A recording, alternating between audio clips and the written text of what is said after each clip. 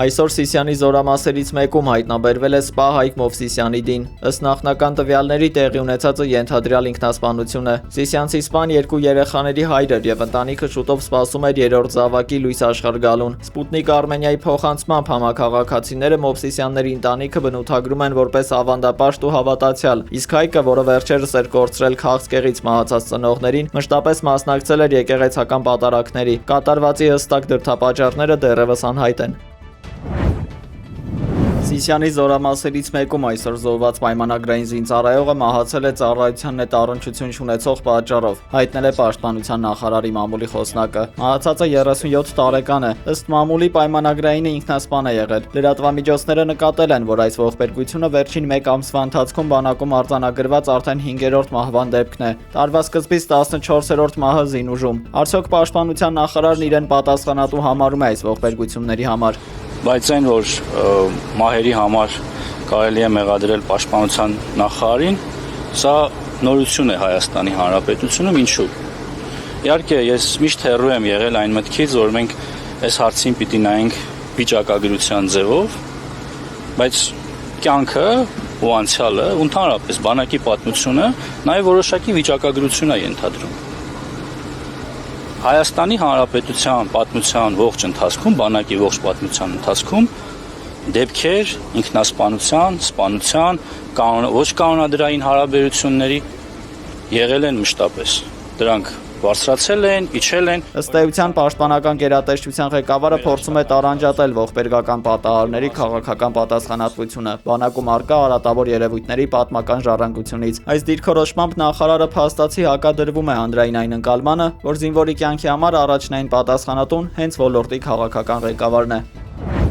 Ուժեղ Հայաստան խմբակցության ղեկավար Նարեկ Կարապետյանը լրագրողների հետ զրույցում անդրադարձել է Տիգրանաշենի հանձնման վտանգներին։ Նա նշել է, որ իշխանությունը նախընտրական շրջանում թաքցրել է իրական մտադրությունները, օգտագործելով տարածքի օպտիմալացում անորոշ տերմինը։ Հիմա էլ մենք ասում ենք, որ վաղը, մյուս օր, եթե պրոցեսի դեմը չառնի, եթե մեր ժողովուրդը չվերակողմնորոշվի, չկողմնորոշվի, մենք ունենալու ենք ավելի մեծ խնդիրներ։ Տիգրանաշենում իրենք սարքելու են այն օրինակը, ինչ որ սարքել են Արցախում։ Շենքեր, վերաբնակիչներ, ու երբ մենք խոսում էինք, որ ուզում են գան, մեզ ասում էին դուք վատ լուրեր եք ասում, մենակ լավ լուրեր, պետքա գնայինք բան անենք, համերգների մենակ պետքա գնայինք։ Երբ որ այդ գիծը հատել ես, էլ վերադարձ չկա։ Նիկոլ Փաշինյանը ամենայն հայոց կաթողիկոսին խորհրդարանի ամբիոնից մեղադրել է ուխտադրժության սեռական կյանքով ապրելու համար։ Ընդդիմությունի պատասխան հարվածել է սեղաններին, վանկարկել վեհափառ։ Իսկ Կտրիչ Ներսիսյանը ունի դուստր։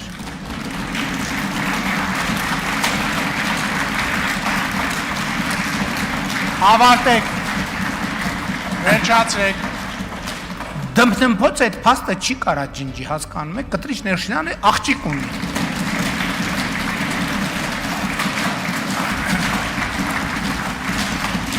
Վերջ, խնդրում եմ դմփացնեն նրանք, ովքեր չգիտեն եւ չգիտեն, որ Կտրիչ Ներսիսյանը ունի աղջիկ։ Հա։ Ապացուցվեց ակնհայտը, մարդիկ ճշմարտության հետ խնդրեմ ունեն։ Պարոն Մանուկյան, լրեք մի հատ։ Կտրիչ Ներսիսյանը պետք է հանգիստ թողի վերափառի։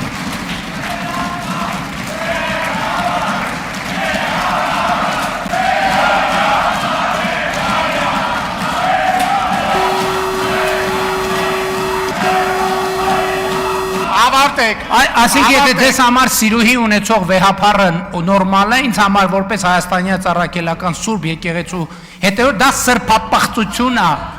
Պիղծ է ձեր վեհափառը։ Պիղծ է։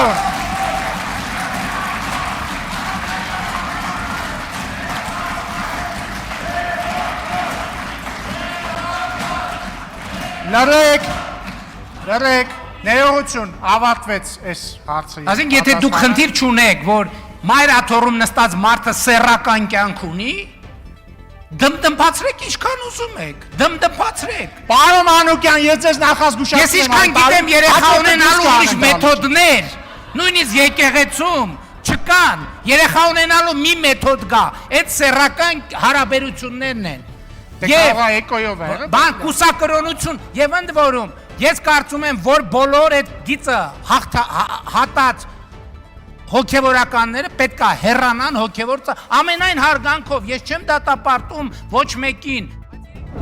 Я затрудняюсь в понимании того, что значит был бы доволен, если бы его исключили. Կրեմլի խոսնակ Դմիտրի Պեսկովը անդրադարձել է Նիկոլ Փաշինյանի հապկից Հայաստանին հեռացնելու մասին հայտարարությանը։ Եվրամիության անդամակցության ուղին ընտրելով Հայաստանը կբախվի ԵԱՏՄ օրենսդրության հետ խորը հակասությունների, ինչը կվնասի հենց Երևանին, ասել է Պեսկովը։ Անդրադառնալով հապկին Կրեմլի խոսնակը նշել է, որ եթե Հայաստանը այլևս չունի կազմակերպությանն անդամակցելու կարիքը, լիովին ազատ է համապատասխան որոշում կայացնել եւ դուրս գալ դրա կազմից։ Ես կարող եմ վստահ ասել, որ մենք հապկում մեր աշխատանքները չենք ակտիվացնելու։ Այսօր Նիկոլ Փաշինյանը խորհրդարանի ամբիոնից հայտարարել էր, որ շատ գոհ կլինի, եթե ՀԱՊԿ հեռացնի Հայաստանը կազմակերպության շարքերից։ Կազմակերպությունում ի դեպ կանոնադրությունը նախատեսում է նման բան, կարելի է երկրին հեռացնել կազմակերպությունից, ես շատ գոհ կլինեմ, եթե կազմակերպությունը որոշի Հայաստանի Հանրապետությանը հեռացնել հավաքական անվտանգության պայմանագրի կազմակերպությունից։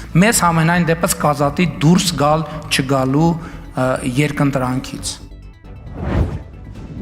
Այսօր խորհրդարանում է եղել Հայաստանում Ռուսաստանի դեսպանը։ Ըստ պաշտոնական աղբյուրի Սերգեյ Կոպիրկինը հանդիպել է ազգային ժողովի նախագահ Ռուբեն Ռուբինյանի հետ, քննարկել երկու երկրների միջխորհրդարանական համագործակցությունը խորացնելու վերաբերյալ հարցեր։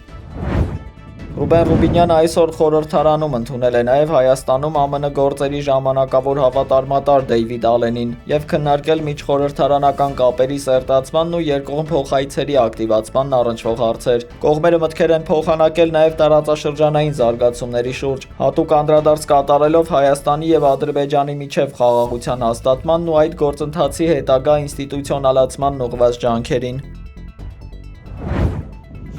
Կրասնոդարում ուկրաինական զինուժը թիրախավորել է մանկական մասնավոր կենտրոն, զոհվել է 2 երեխա, տուժել է 12, հոսպիտալացվել է 10 մարդ, այդ թվում 6 երեխա։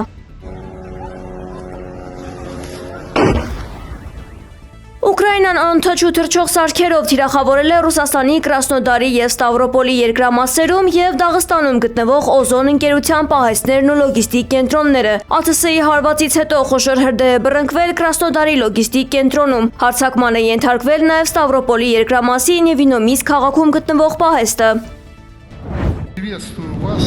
Բելարուսի նախագահ Ալեքսանդր Լուկաշենկոն շնորհավորել է Ուկրաինային անկախության օրվա առթիվ վստահություն հայտնելով, որ Մինսկն ու Կիևը կվերականգնեն փոխշահավետ համագործակցությունը։ Բելարուսի ղեկավարը շեշտել է, որ անկախ աշխարհաքաղաքական ցնցումներից երկու ժողովուրդների ապագա սերունդները կպահպանեն ավանդական բարեկամական ու ազգակցական կապերը, իսկ Մինսկն ու Կիևը կվերականգնեն համագործակցությունը հիմնված վստահության, հարգանքի եւ իրավահավասարության սկզբունքների վրա։ Հյուրընկալ Բելարուսը միշտ բաց է յուրաքանչյուր ուկրաինացու համար, ով գալիս է բարի մտադրություններով, նշել է Լուկաշենկոն։